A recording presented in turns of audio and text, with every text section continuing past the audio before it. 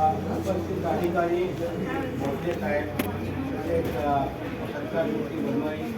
आणि या ठिकाणी उपस्थित असलेले युनियनचे प्रतिनिधी अमोलकर साहेब या सर्वांच्या उपस्थितीमध्ये आणि आपण सर्वजण इथे एकत्र जमलेला आहोत की जेणेकरून जे वनमाळी सेवानिवृत्त होत आहे त्यांच्या आज आपण बघतो दुपारपासून त्यांच्या वेगवेगळ्या ठिकाणी कोर्टच्या ऑफिसमध्ये सुद्धा चांगल्या प्रकारे सत्कार झाला आणि सर्व लोकांनी त्यांच्याबद्दल जी त्यांची प्रियता आहे ते आपल्या सर्वांच्या निरीक्षेस आलेले आहे आणि त्यांचे हे जे त्यांच्याबद्दल बोलायचं म्हणजे त्यांचे जे आजपर्यंत तुम्ही बघताय सकाळपासून ते बोलकं आहे, त्यांचं कार्य बोलकं आहे, त्यांचा स्वभाव बोलका आहे आणि त्यांच्या एकंदरीत स्वभावामुळेच हे सर्व काही लोकप्रियता त्यांना मिळत आहे. आता या ठिकाणी मला तुम्हाला सांगावं वाटतं की मी जिथं उभा आहे त्या ठिकाणीच माझी खुर्ची असायची. इकडं मी काम केलेलं आहे काही वर्ष. आता आपल्या या ठिकाणी माझी खुर्ची असायची, इकडे विकास असायचे, तिकडे मध्यंतरी वनमाळी आणि तिकडे कोल्हाड जिल्हा घाटकी असायची. अशा आपली अशा रचना असायची आणि जवळजवळ 7-8 वर्ष आम्ही इथं एकत्र काम केलेलं आहे. यामध्ये थोडक्यात म्हणजे इथं कसं वनमाळी एकदम सौम्य स्वभावाचे होते, घाटकी आणि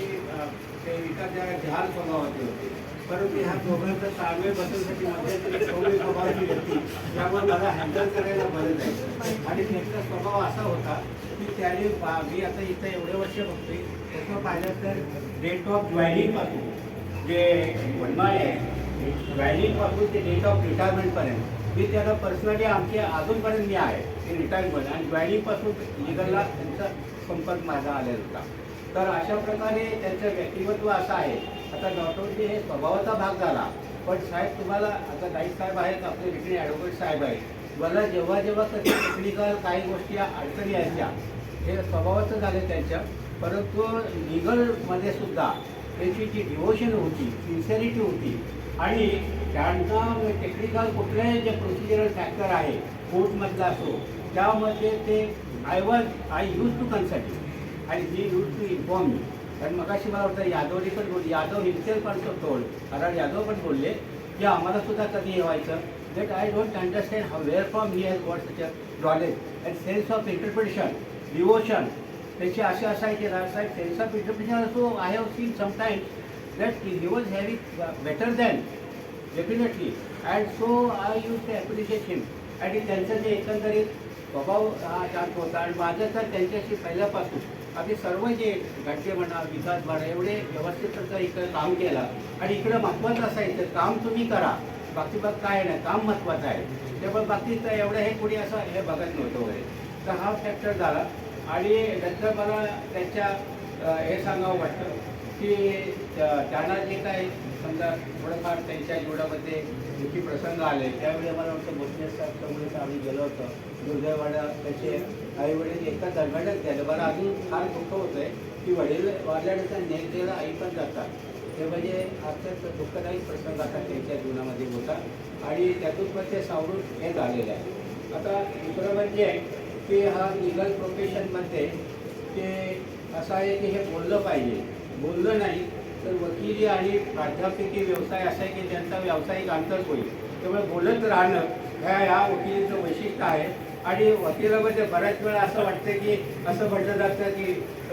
रहमन इस संसार में सबसे सुखी वकील, जीत गए तो नजराना, हार गए तो अपील.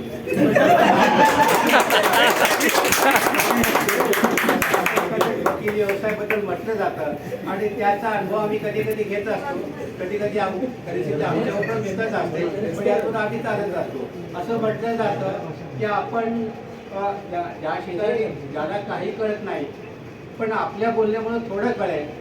आणि ज्यांना थोडं कळतं त्याला आपल्या बोलण्यामुळं अधिक कळेल. परंतु माणसानं बोलावे कसं बरं का, आपण जेव्हा आहे ना बोलावे कळेपर्यंत बोलावे, कळल्यानंतर न कळत सुद्धा बोलू नये माणसाने. कारण काय होतं त्यामुळं पुन्हा आणखी प्रश्न असा येतो की यांना काही कळलं का नाही वगैरे. तर अशा प्रकारे एकंदरीत जे सर्व आपण इथं उपस्थित आहात त्या सर्वांच्या वतीनं आपण ती त्याला असं परमेश्वराला इच्छा व्यक्त करतो की त्यांना दीर्घायुष्य लाभावं, सुखाचा आनंदाचे दिवस जावेत आणि त्यांना रिटायरमेंटचं जीवन त्यांनी सुखानं आणि शांतीने त्यांचे जावं अशी मी परमेश्वर प्रार्थना करतो.